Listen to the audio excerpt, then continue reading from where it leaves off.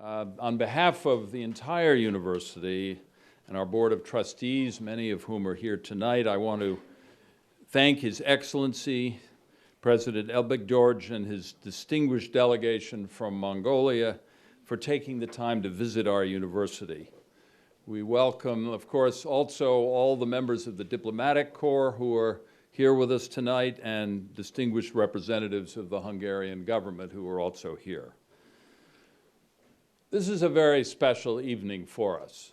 Special in many ways, but particularly because we are joined by a courageous democratic leader of the peaceful revolution that brought to an end 70 years of communist rule in Mongolia and paved the way for democracy. But that's not the only reason. The other reason is that the president is a symbol of the struggle for democracy throughout the world. Mr. President, we are also in the presence, as you know, because we just met a few moments ago, of CEU's founder, George Soros, who, like you, has dedicated himself to promoting and advancing open society. George Soros founded this university a quarter of a century ago, inspired by the ideals that have also, as we understand it, inspired your leadership. Today, these ideals are facing challenges, and I would say, Mr. President, that your leadership is an example of how these challenges can be addressed very directly. President Elbegdorj has made a remarkable contribution to his country by restoring the balance of power to Mongolians' citizens.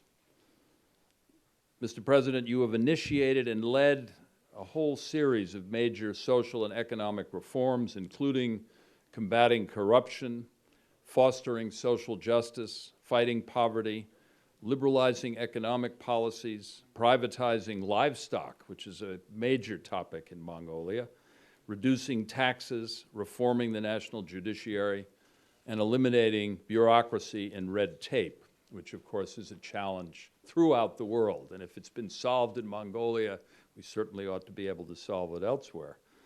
You have made education and democracy core items on Mongolia's agenda to promote global peace and prosperity. Just a little biography as I have read it. While you were studying as a young man in the Soviet Union in the 1980s, you were influenced by the concept of glasnost and became an active member of the Mongolian student reform movement. You publicly called, with great courage and considerable risk to yourself, for democracy and human rights in Mongolia. Along with other young activists, you announced the establishment of the Mongolian Democratic Union, which organized the first pro-democracy demonstrations in Ulaanbaatar, and you led the March 1990 hunger strikes, which were responded to by the government with arrests and other repressive measures in response, but you overcame those elements and had a peaceful revolution in Mongolia. Later, as a member of parliament, you were one of the drafters of Mongolia's first democratic constitution. You will hear much more about these experiences, I know, and the lessons to be drawn from them from the president himself.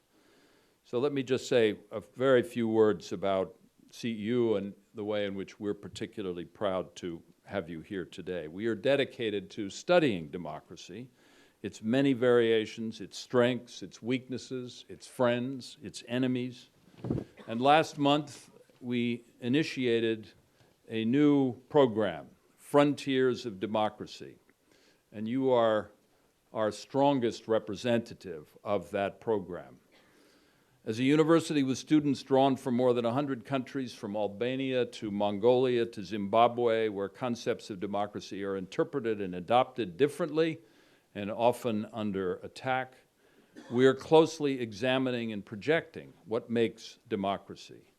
Free elections, free speech, free media, the separation of powers, an independent judiciary, a regulated market economy, the protection of minorities, civil liberties, civil society, and the intellectual freedom of universities and cultural institutions, to name just a few of the elements.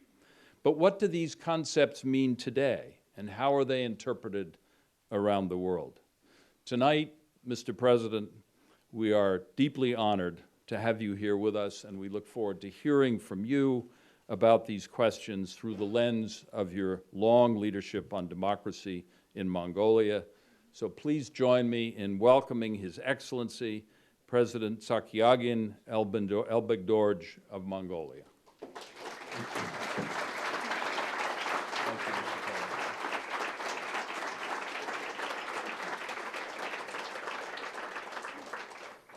Thank you for the kind introduction.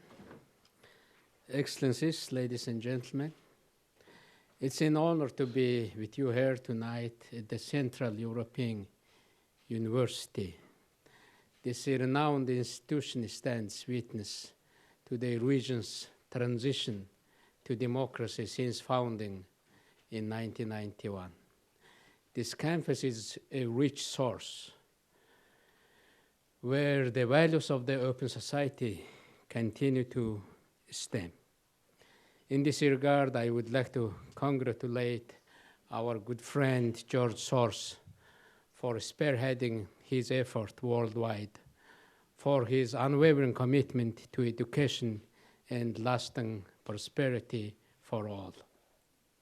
These lectures aim at promoting open debate, discussion, and exchange of fresh and innovative ideas about the very nature of democracy.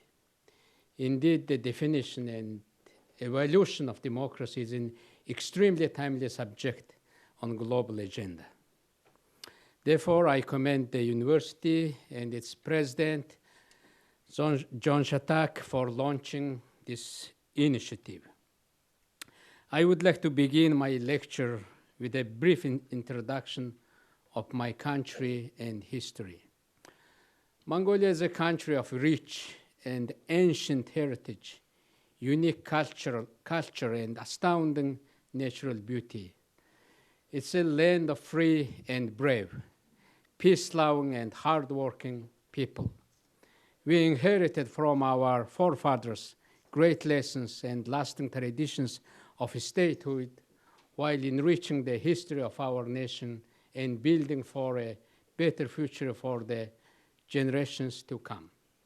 The roots of our statehood go back more than 2 millennia and 2 centuries to the origins of Kun Empire. Building upon the legacies and power of the Kuns, Mongols had built the largest land empire in the history of the mankind. In the Great Mongol Empire, Mongols governed by written law called Diktsasik, which is translated as the Great Order. And then, as now, Mongols promoted free trade and conducted an open foreign policy. The empire actively engaged with the nations near and far in Asia, Europe, and the Middle East. It was an era when the Mongols strove to establish a new world order, thus a justice, peace, and cooperation in their relations with other states and peoples. Through periods of prosperity and decadence, being ruled, Mongolia entered the world of the 20th century. Modern Mongolia restored its freedom and true independence at the dawn of the 20th century. These were, turbulent times around the world, and in the early 1920s, Mongolia took on communism, which reigned the country for 7 decades. Dear friends, 25 years ago, Mongolia stood at the crossroad to either gain our freedom or remain locked behind the stone wall. Mongolians thus joined the universal struggle for freedom, justice, human rights, and individual liberties, and we are prevailed. We had a peaceful revolution. It was a miracle. Although we had a disadvantaged location in terms of its proximity to the free world, And while the Soviet Union was still intact, our revolution did not break a single window, and not a single drop of blood was shed.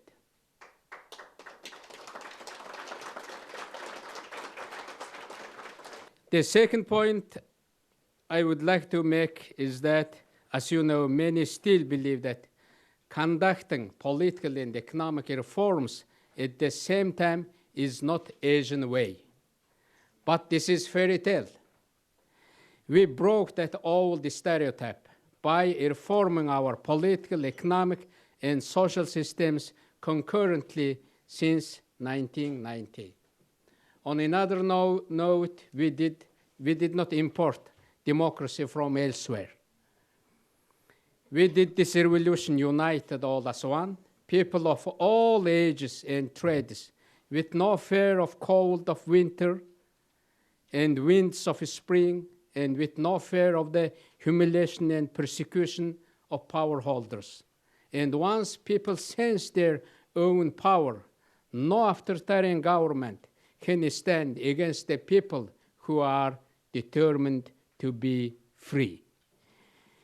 Freedom was the desire of our people throughout centuries. Freedom enabled our people to be owners of their destiny. Mongols say, it is better to live by your own choice, however bitter it is, than to live by others' rule, however sweeter it is.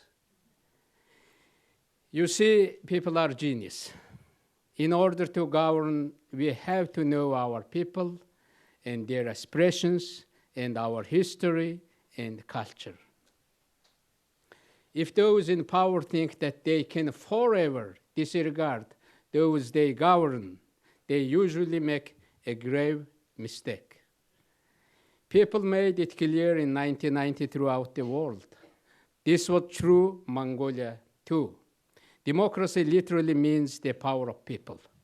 Democracy is not about politics, it's about the people. In June 1990, for the first time, the Mongols conducted free, democratic, full election in our region. As a matter of fact, most of the countries in the third wave of democratization were changing only some number of deputies. We established a multi-party, plural political system. Putting it shorter, Mongolia has become the most vibrant democracy in our part of the world. No central planning, no autocratic rule, and no military regime can produce what free men can do. We have seen this in Mongolia too. Mongolia has become a dynamic market economy. The private sector, which barely produced even less than 5% of GDP 20 years ago, today has become the driving force of the economy, yielding more than 80% of our gross domestic product. Moreover, Mongolia has become one of the fastest growing economies in the world. In terms of governance, Mongolia has made major breakthrough and created open and most liberal governance in our region. Dear friends, I do believe in the power of freedom. The power of freedom is the mightiest force of history. Once that power unleashes, it ultimately leads to peace and prosperity. Creative ideas come with liberty.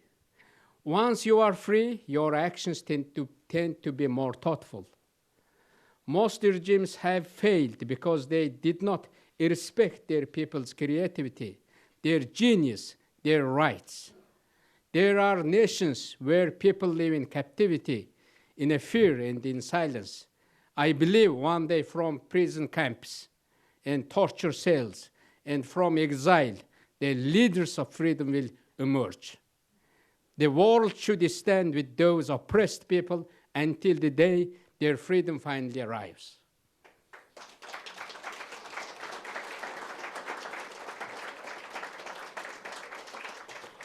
The strategy of repression and diversion will not work anymore.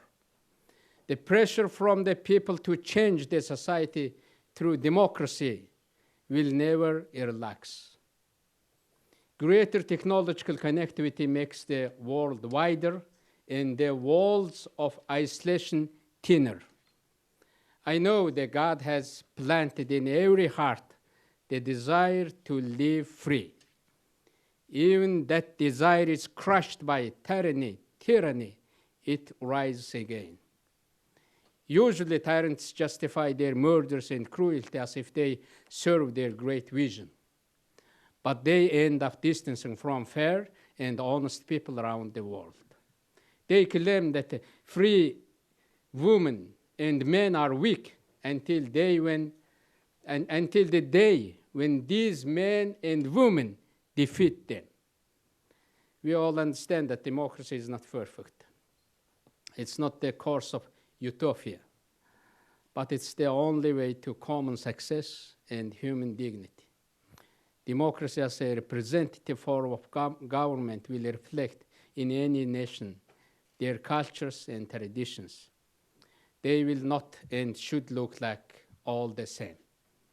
But in every decent society, there is a common trend. They limit the power of a state. They tend to be responsive and ruled by the institutions of the people. They protect the freedom with the consistent and impartial rule of law. They support healthy civic institutions, independent media, and judiciary. They fight corruption, invest in human capital, and they recognize gender equality. They appeal to the hopes of their own people. I am confident that if we stand for the hope and freedom of others, we will make our own freedom more secure. To this end, we are committing funds and time to share our experiences and lessons with other countries. To name but few cases, with Kyrgyzstan, we are sharing our lessons learned in building effective parliamentary democracy and doing legal reform. With Afghanistan, we are conducting training for diplomats and public servants. With Myanmar, we are hosting media workers, journalists, and civil society members. And with North Korea, we are engaging in economic and security dialogue. We Mongols, forced to build the biggest and longest wall on the face of Earth. But we recently have torn down the darkest wall that blocked us from the rest of the world. Nowadays, we are eager to help to tear down the remaining walls, bearing the way of our freedom-loving sisters and brothers. The size of our population and economy of my country may be modest, but as the democratic anchor in the East, our experiences shed much greater light to the world. I sensed this when I was reading my lecture, No Dictatorship Lasts Forever, in somber audience at Kim Il-sung University in Pyongyang. Why we Mongolians chose democracy? It is because a democracy is based on the faith in the dignity, in the worth of every single individual as a human being. It is because a democratic society aims at the highest development of every one of its members. It is because everyone is provided with full scope and opportunities for self-development and self-realization. Everyone is respected in the society without consideration of his vocation or calling, and his contribution, however humble, is appreciated. That's why we choose democracy.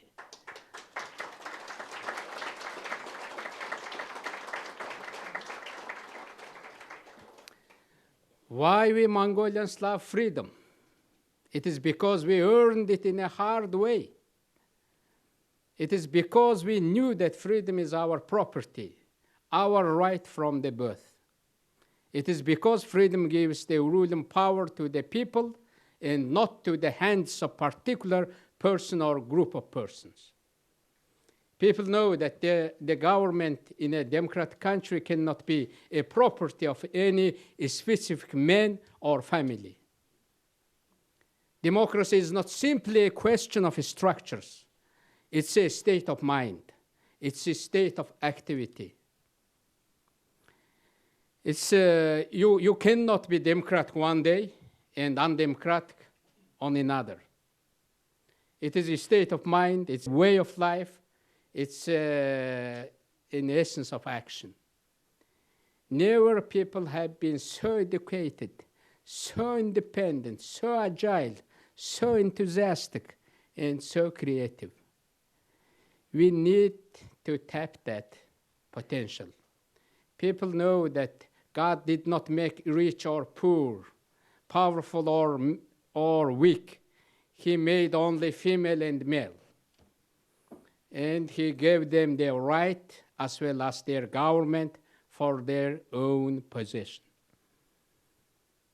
And because of that, we the civil servants, regardless of our positions and duties, must serve to the interests of all who hired us and pay our salaries.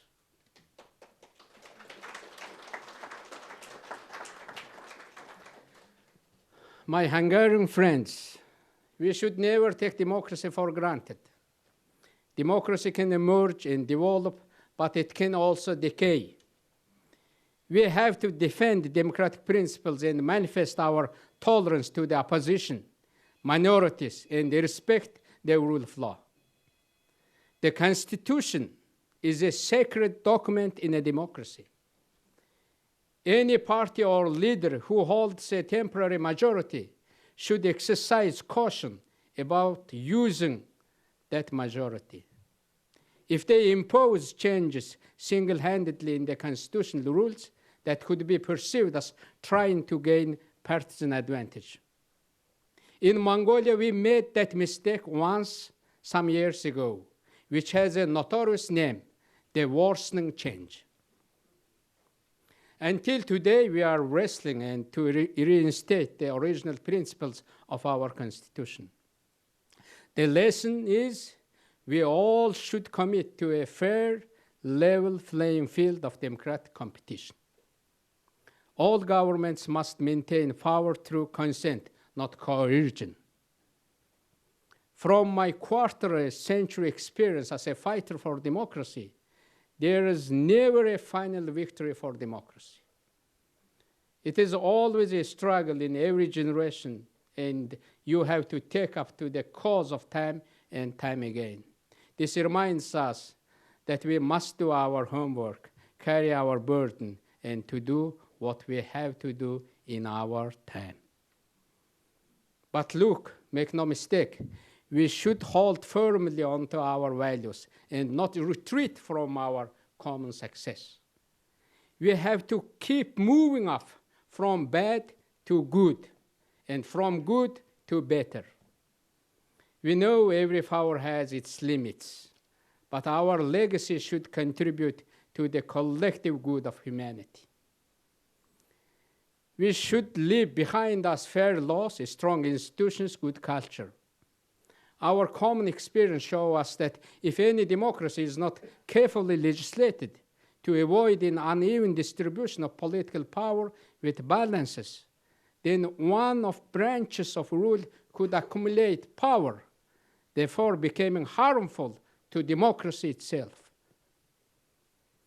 To avoid this situation at the level of a state, we are trying to introduce effective institutions to constrain the nearly unlimited discretion of the rules. That means we are putting our effort to build institutions of vertical and horizontal accountability. Let me cite a few examples. First, the genuinely democratic election is the premier institution of vertical accountability. We passed the time when elections in Mongolia were a mine of fraud. There were instances when not the one who collected, but the one who counted emerged as winner. Computers and machines don't cheat, but humans do. So we introduced a biometric registration system and electronic ballot counting machines, becoming the second country in our region to do so. Even in the runs with the closed margin, the election victory is acknowledged by the opponents without protests and without panic. In our last 3 elections, we used this system. And people now come to the polling stations with full confidence that their vote will count and their participation will make a difference. Second, there were times in Mongolia when we had jails, but no citizen halls. In 2009, upon assuming presidency, I started my first working day by making my office room into a citizen hall in our government house.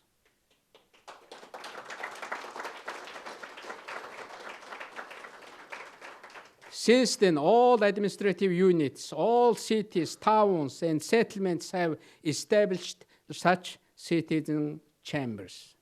Every draft decision would be consulted with citizens here. This has become an established tradition in our decision-making system at all levels. But we will not stop here. Even if a citizen is given a right without fiscal incentives, this right is hollow. Therefore, we established a local development fund. And based on certain formula, mainly on the number of population, people receive funds for their disposal. People discuss their pressing issues according to a rule they collectively adopt and distribute the funds and place control over its performance. Even the most far-sighted leader cannot fully see the problems which community confronts every day. It is the people as one family who know their day-to-day challenges and also solutions. This our experience is identical to the direct democracy in Switzerland in ideas, substance, and form. Even here, we will not stop. In most democracies, people are sick and tired of the sweet tongue of politicians. People are not really interested in what politicians talk about, but what they are really interested in is how their hard-earned tax money is spent. Therefore, we introduced a glass account system, the Budget Transparency Law. We demand our public officials to publicize what they spend. By law, they should update their expenditure decisions and amount of money they spend within 72 hours on internet or in paper in public places, no matter where they work. If they fail to do so, punishment will follow. They will be dismissed from whatever official positions they hold. It is a great joy to serve your nation with the free consent of the fellow citizens. In Mongolia, we never hide our shadow. If there is honest, open, free media, there is no place to hide. There is no place to do dirty things. If you are honest, you can be honest even in a darkness.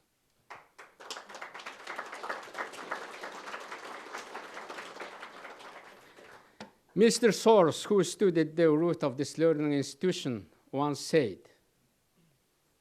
"Once we realize that imperfect understanding is the human condition, there is no shame in being wrong, only in failing to correct our mistakes." I think the beauty of freedom is that it's a learning process. We can make mistakes, but it will not cost our life as any dictatorship. In Mongolia, we have no censorship at all on any media entities. Our law bans government ownership, any form of government control of any media entity. By the number of public and free media and the number of social media users per capita, Mongolia is among the top countries in the world.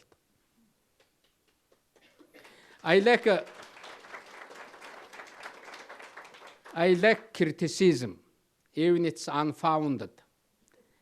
People have a right for suspicion about the deeds of their representatives and state officials. In my political life, I have always been bombarded by my opponents and free media. But I have never written a single complaint to the police or courts against their insult, attacks, and grievances. I will keep the principle for the future as well. For we can never intimidate and discourage the people who voice their words with courage. The essence of freedom rests precisely here, in the freedom of expression of the people, and we must protect it. Before heading to Budapest, I had a last touch on drafts of law about public hearing, law on public participation, law on the responsibilities of elected and appointed officials, law on procurement and license permit, law on limiting state commercial activities, criminal law, law on administrative violations, and law on legal procedures, as well as the National Program Against Corruption. The drafts, all of these laws were discussed by interested parties, experts, and citizens. These are only a small portion of laws which we introduced to improve the quality of democratic institutions in my country. It will in turn help us exercise horizontal accountability between state agencies, branches, and officials for their performance. I think the real test for any public official is not defined by how politicians deliver their social, economic promises, but by how they fight with the misuse of power. Friends, democracy is a difficult system to maintain. According to a survey conducted by Larry Diamond, a leading contemporary scholar in a field of democracy studies, 1/3 of all democracies in the world have broken down since 1974. And among the developing countries, the figure is closer to 40%. The study shows that the most common cause of democratic failure is bad governance. In Mongolia, people criticize that my country is poor not because we don't have money. It's poor because we don't have justice. Every morning when I go to my work, I think about this ordeal. The fight, the misdeeds of public officials, the role of nations' leaders is instrumental. Thanks to our national mobilization, the Corruption Perception Index of Mongolia by Transparency International decreased by 2-digit numbers in each of the last 3 years.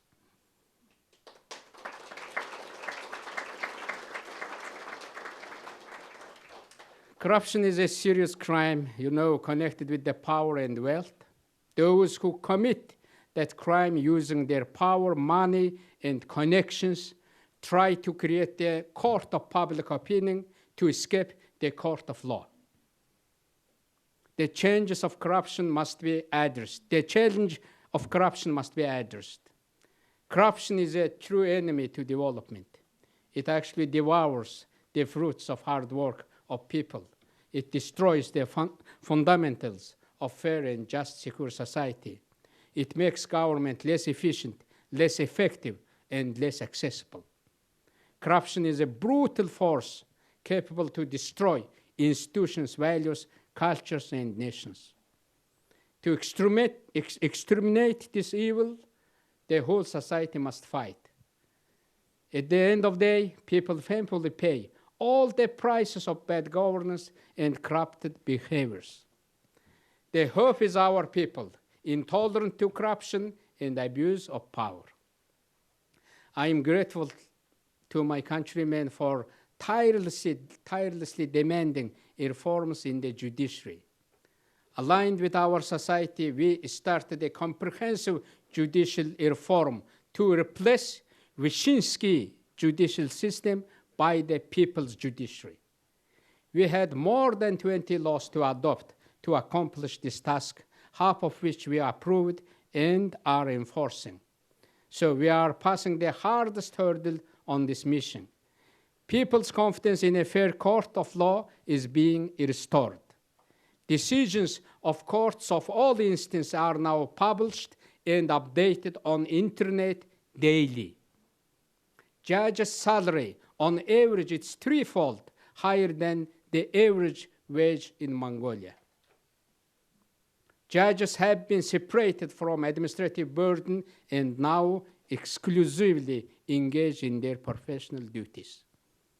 Similar reforms are being conducted in other branches of our legal system. We know that a high-quality democracy requires politically neutral state. Over the past years, one of the hardest challenges we faced was changing the mindset of the people. It was hard to change the way of thinking than the system. In our case, our civil service is still, it is called a state service. They are highly partisan, rent-seeking, extremely dependent on election results, and often they work as clients of those who are in power. And the brightest and most talented are not attracted. As a fresh air, a merit-based, ethical, highly professional civil service is needed. For this to happen, we are working to change the existing bad cultures in relation to state service, political party, and political financing, and so on. In order to sustain a healthy society, we must keep it tidy every day. It is true that power corrupts. The hope at the polling stations and the actions of the elected representatives, unfortunately, often turn to be opposite. The power of ballot turns into the power of wallet. Some lawmakers became lawbreakers. This fact seriously endangers the genuine trust of the people in democracy. We have to remember our gratefulness to the citizens on the election night in all our days when we are in office.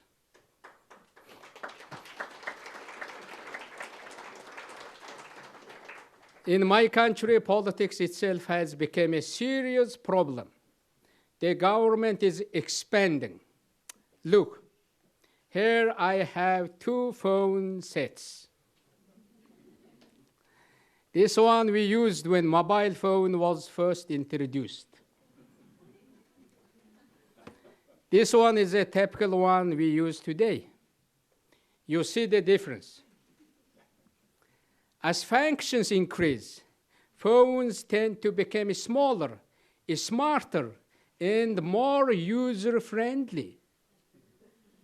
However, as government functions increase, it becomes bigger, sluggish, and distant.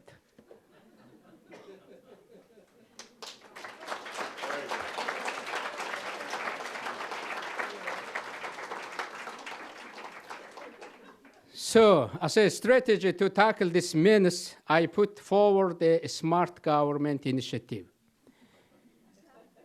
Today, we need to use technological advances in order to meet our people's needs and serve our society better. We have not designed our public administration smartly, simply, and securely. We have to design our public administration smartly, securely, simply, similar to the dashboard and services in an airplane. But in our reality, our airplane's dashboard and services are not properly functioning.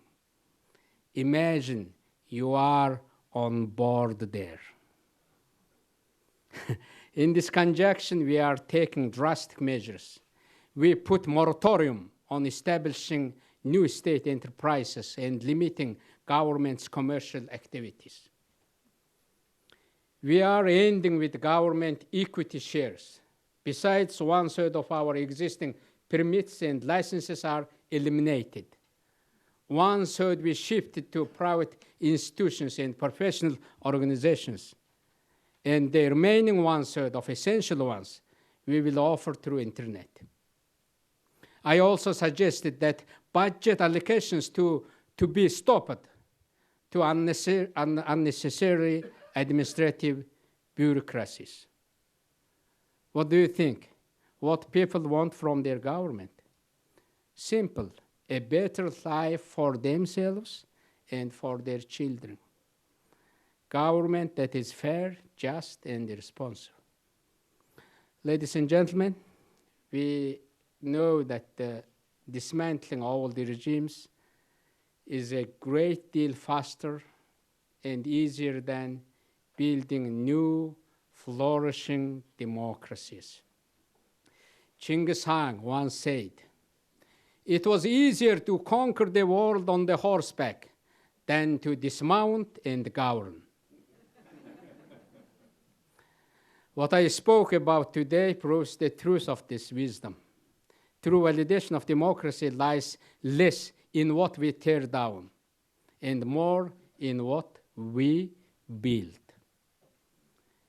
I think it can be done because this generation understands better than any of the previous generations what's going on. Real progress comes from people. In other words, if democracy is to be rebuilt, if it to come again vigorous and vibrant, we have to believe in our people who know their rights, who tame the advances of technology better than us, the politicians. Today, people became more connected, so more knowledgeable. They became more organized, so more demanding. Instead of begging people's trust, we politicians have to learn to trust our public. The first step into justice begins with the politicians.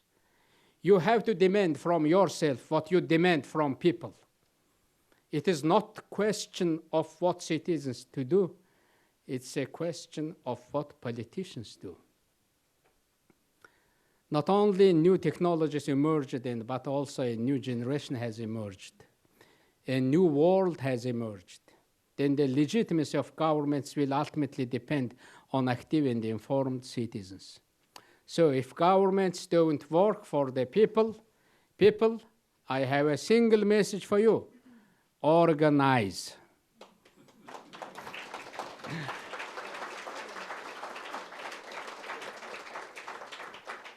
We cannot rest here. There will be another tide of change, another tide of challenge, from physical disarray to failed states, from weapons of mass destruction to global warming, from uncertain supply of energy, food, water, to new challenges to freedom and security. And we are the first ones in whole human history that has technology and money to resolve the global problems. Only a fraction of money and technology we spend on war could solve today's troubling issues. We Mongolians seek to make our own contribution for solving some of these pressing challenges. In particular, we actively work to ensure peace and security in Northeast Asia. Our nuclear weapon-free zone status was supported by permanent members of the UN Security Council. My country became one of the 20 largest peacekeeping contributors in the world. Recently, Mongolia chaired the world's most irrefutable democracy movement, Community of Democracies. We established in the community its governing council, executive committee, and full-time secretary general.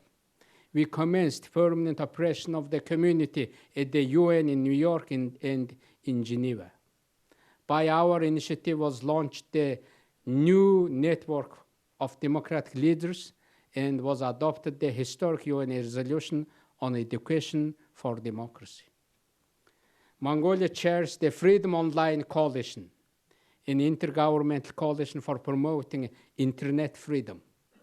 In 2016, Mongolia will host the 11th ASEM Summit.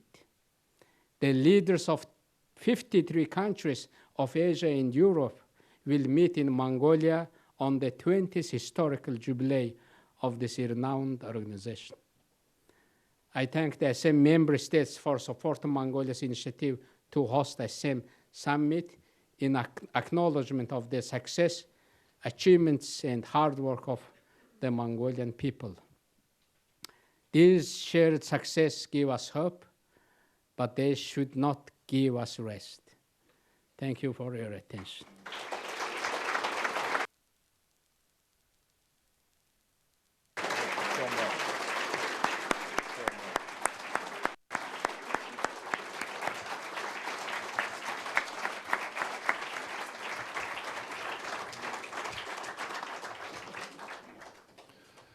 Mr. President, I think I speak for everyone here to say that you have inspired us, you have shown us the details as well as the vision of what it takes to build a democracy, particularly coming from an extraordinary start, if you will, 25 years ago in the way that you have. And you've, of course, been a leader in it throughout that process. So you have only underscored what I said earlier, how deeply honored we are to have you by the remarks you've made.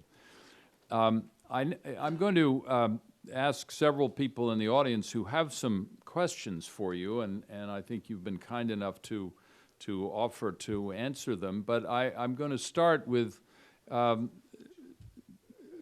Soros, if he wishes. I'd like to yield to the students. Okay, fine. Well, let me then, if I may, start by calling on, and we'll come back to you, George, if that makes sense, on the president of our student union, Charlene Ashfar Vogel, who I think has a question. And Charlene, where are you? Can you, there you are, please. Yeah. Mr. President, thank you for your remarks. And on behalf of the student union body, I'd like to thank you for your presence here with us today. Corruption seems to spread like a disease in countries with poor governance and lower standards of living that increase the temptation. My question is, what policies or other steps can be implemented to stop the spread of corruption? And how can those policies be enforced in order to change attitudes? Thank you. I think that was a challenge for us, for Mongolian people, and we were very much criticized how our government officials are corrupted. And that was the issue, how to tackle that. And we actually, I think we are performing quite fairly. We means that not the president or politicians, but our people are performing.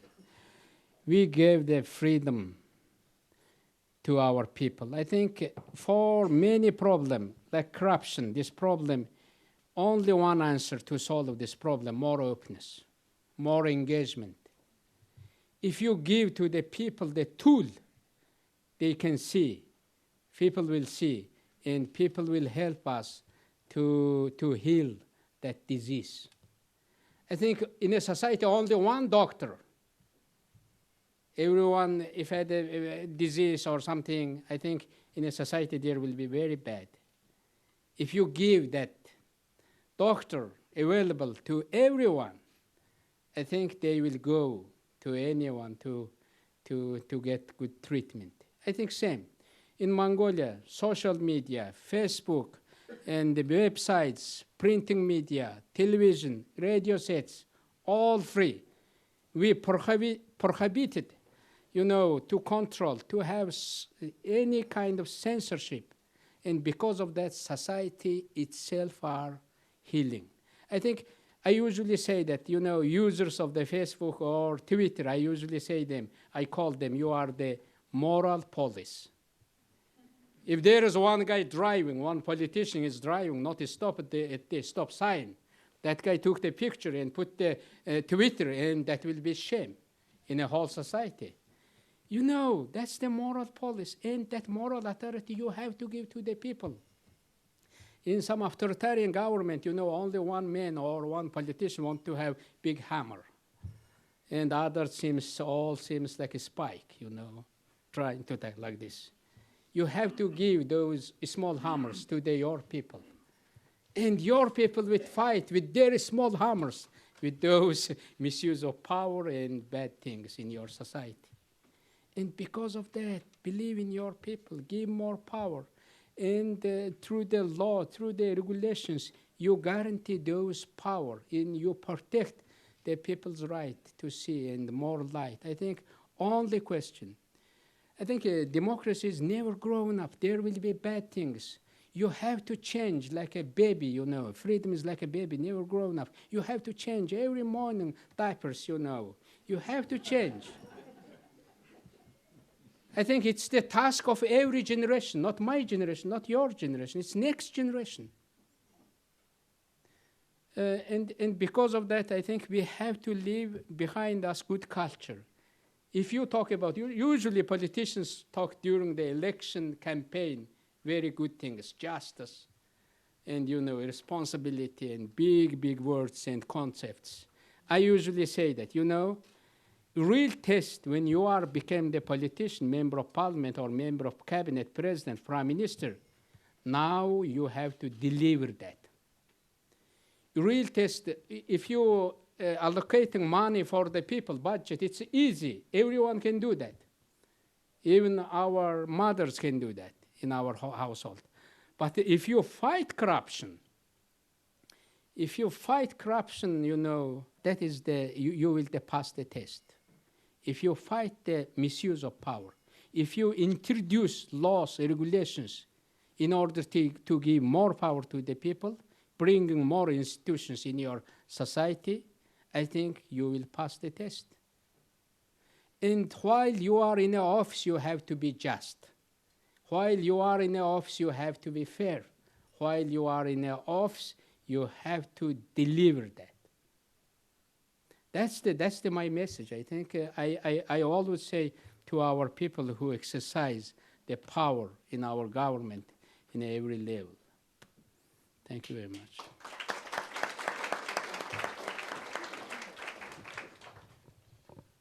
Thank you very much for your speech, Mr. President. Mongolia is in a unique position geographically and geopolitically between Russia and China. As a country implementing concrete democratic reform, in contrast to its neighbors, how does Mongolia manage its relations between these two powerful countries? I think usually when in a foreign audience, usually when they have 3 questions, one of them usually this kind of question. And I used to this kind of question. And I have many types of answer to that.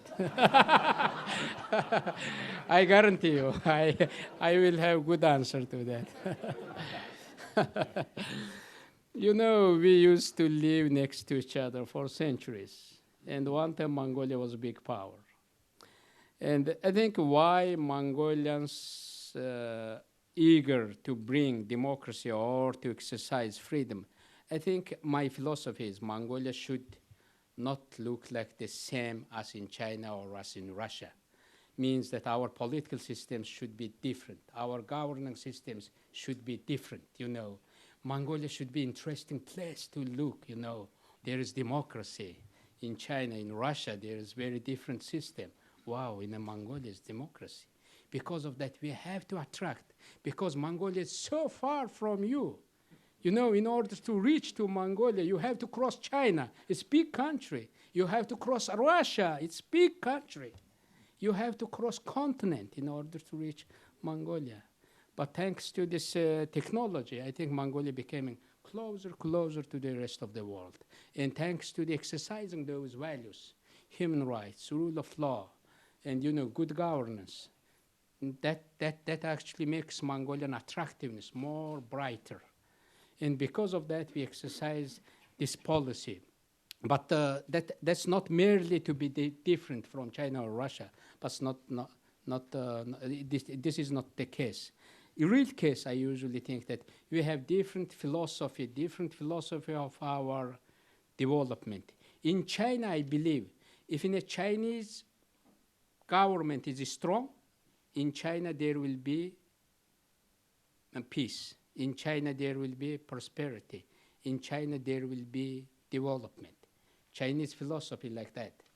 But in Mongolia, if that's vice versa, if our people is strong, if Mongolian people is strong, if Mongolian people have more right, if Mongolian people more creative, Mongolian people become more irresponsive, I think Mongolia is strong. Our power begins from the people, not from the power holders. Because of that, we love the freedom. Also, other thing, Mongolians traditionally exercised. I said we did not export any type of democratic institutions, or we did not export it. Even I told you, during Mongolian Empire, we ruled under written constitution called the Great Order. Mongolians respected their religious belief. Mongolians respected the free trade. Mongolians protected the, Silk Road, famous Silk Road. Mongolians brought, when I was in Iran, for example, when I shook the hand the Ayatollah Khamenei, the great leader, he just instantly said to me, "We are really grateful for Mongolia." It was surprising for me, Ayatollah Khamenei saying that. And he said, Mongolians, when you were here, you introduced our Shia religion as a state religion. I'm head of that religion now. Okay, good. That was good, of course. And he said Mongolians built first university, first hospitals, first libraries, and first observatories. And state service should be clean. Statesmen should be highly moral, highly ethical. That requirement is for centuries in our blood. And because of that, fighting corruption actually receives more support than exercising corruption. Because of that, I always try to fight that bureaucracy, that bad things in a state. There's another area that I know is of great interest to many members of our audience, and that is what's going on in the entrepreneurial field in Mongolia as its economy has become so vibrant. So I know the dean of our business school has a question that I think he'd like to ask Mel Horwich. Mr. President, it's obvious you like technology, and so my question is, what are you doing to encourage innovation and entrepreneurship, particularly in the private sector in Mongolia? You say that you're slimming down the government and you're using technology to make it a smart government. What are you doing in the private sector to encourage entrepreneurship and innovation? Yeah, in this regard, I have no good question, maybe no good answer to that. But 25 years ago, when we were just making the transition, even someone say that you can build private hospital, you can build private universities, even you can have private hotel, or even you can have private car. It was unimaginable for us.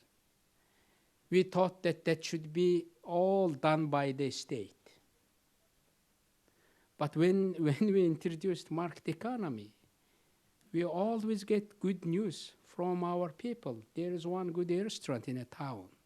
There is one good factory. There is one good hotel. There is one good service. There is one good technology brought by the private sectors. In my belief, I really believe in the private sector. I believe government should be small, and our purpose to have government in a society to serve in the best of our people's interest, in the best of who are creating wealth in our society. We have to serve for their interest. That's my philosophy. When I became prime minister, there was big fight how to make a simple tax regime in Mongolia. And we introduced 4 10s, all flat tax, corporate tax 10. There was the 4 levels, very complicated tax 10, value-added tax 10, social insurance, 10, and also personal income tax 10. It was really easy. You have to make that. But if you make that your private, private enterprises, all those genius people will bring good technologies, which is useful for your society. They will go, and people are genius, and just give them, help them to pave their road. That's my philosophy. And by introducing good laws and simple regulations, and still we are working with that. And I think people will bring, if a state give more fund for the research and development, it will be great. But in a developing countries, a state has, not that big fund. I think in a coming days, in the coming years, I'm really committed to have some fund and giving to the private initiatives and to make research and development. In Mongolia, there is great potential to develop biotechnology, medicines. And in Mongolia, we have 3 million people, 60 million cattle, 1.5 million square kilometer land. A lot of things to be done there. And in that regard, we have to cooperate with your country very closely, with this country. Thank you very much.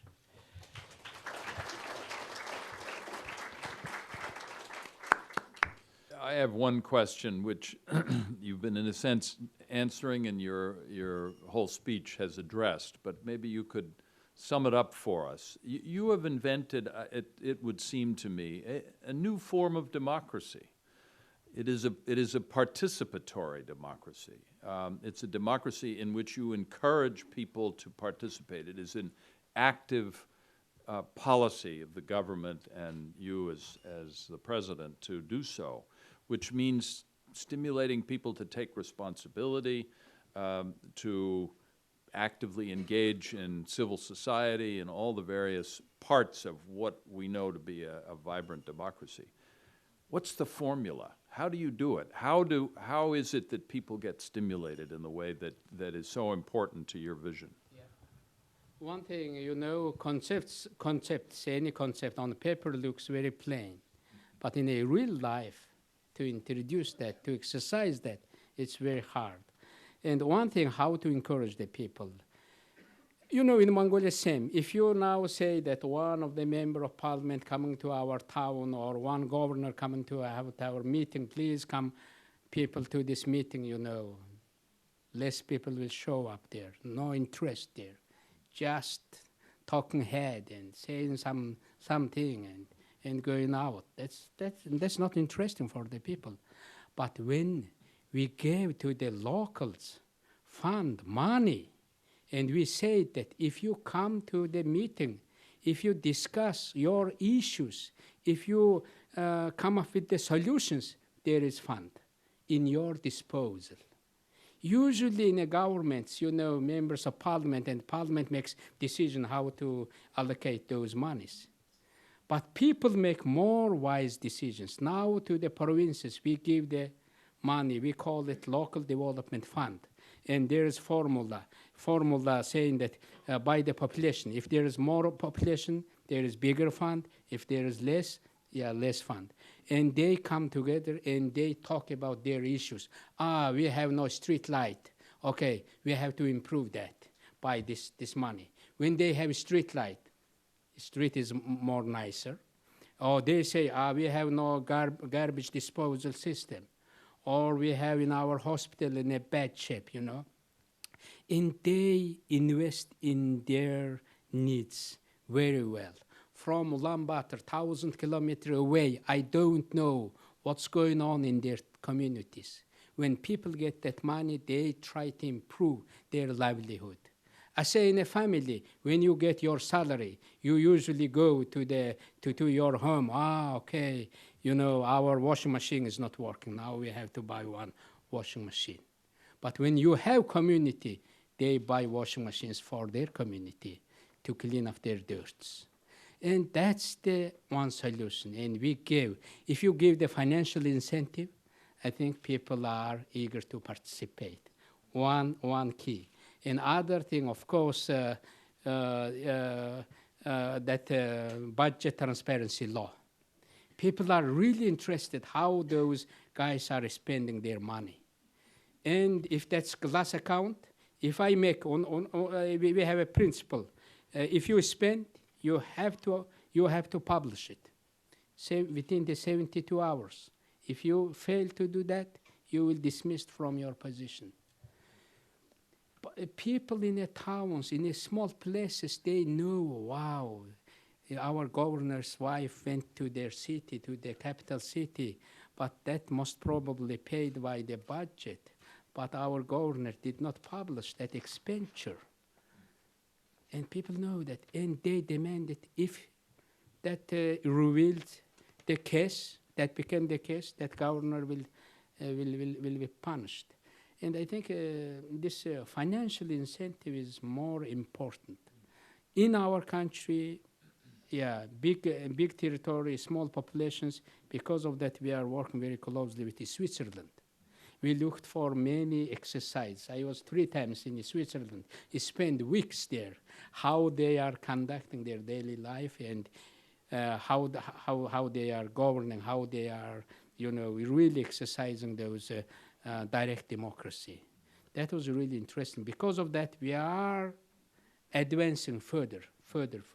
You have to go further in order to meet the everyday needs of the people. Yeah. I think if you think about that, if you are serious about that, you will find the solutions. You will find the tools.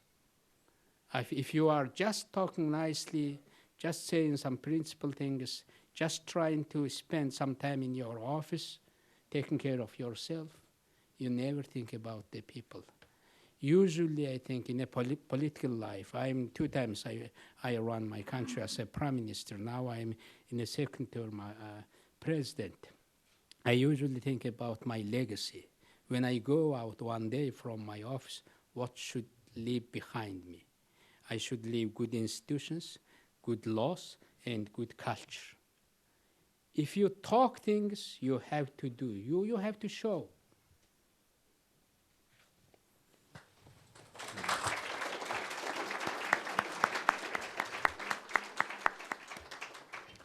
Mr. President, we've imposed on you for some time here, so I'm going to summarize by quoting you, if I may, from your inaugural address as President of Mongolia in 2009.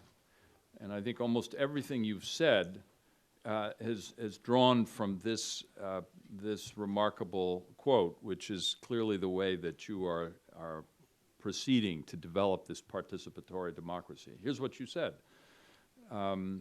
Democracy is about empowering people and not about bestowing power on someone. The progress and prosperity of a civil society is defined not by the centralization of power, but by the effective exercise of rights by the people. And that is really what you've lived by, I think, as you've done this remarkable. I really missed with your note. But in my country, there is no one making note from my speech, That's the problem.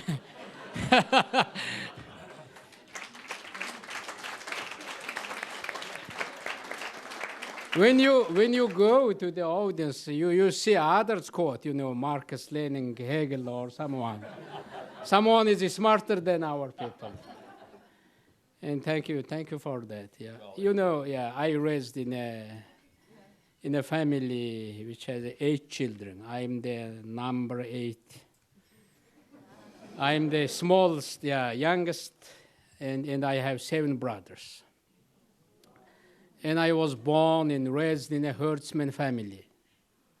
In a ger, in Russian they call yurta. And, that's a small 1-room, place to live. And that gave me, I think, that upbringing to share with others, to respect others, to serve for others' interest, to solve those problems as a team. From that, actually, I learned many things, and of course from our history and from our traditions of our people. And throughout my life, man does not need big things or a lot of wealth. I think wealth is good. It has always benefiting the people. In Mongolia, there is really good saying. First, you think about yourself. Second, you think about your family. Third, you think about your community. First you take care about yourself. If you become good person and you can, you are good, you can now take care of your family. Now you take care of your family. Now you have more than to share with others. You can go to the community. That's really good. And but it's also we don't need discourage young people to participate in a community, in a public life. We have to encourage that.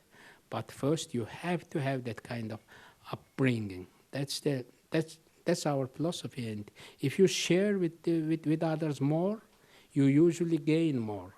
I have 4 children, 1 adopted daughter, 25 orphaned children, and my wife and myself are foster parents of 25 orphaned children. I'm the president who has the most children in the world.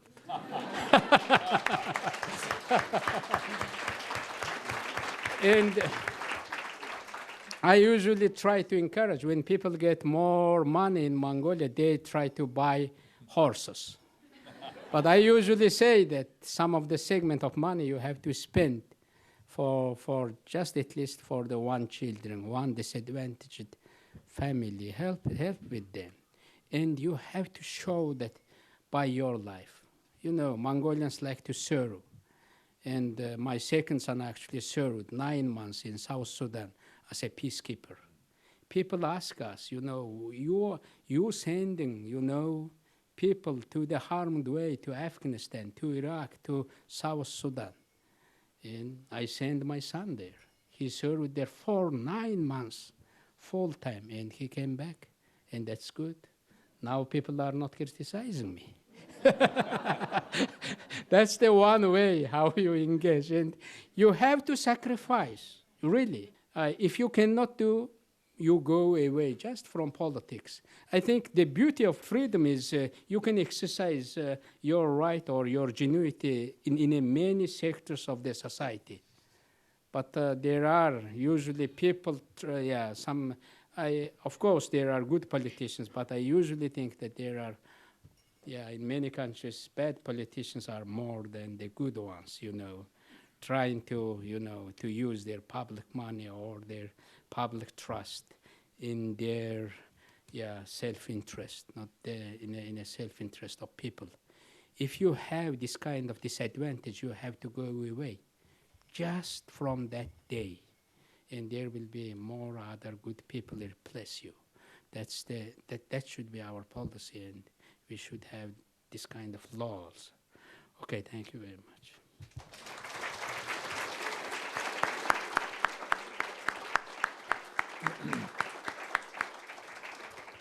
Well, this has been an extraordinary evening, and I think the authenticity of your leadership comes through very clearly in the way in which you articulate what you do.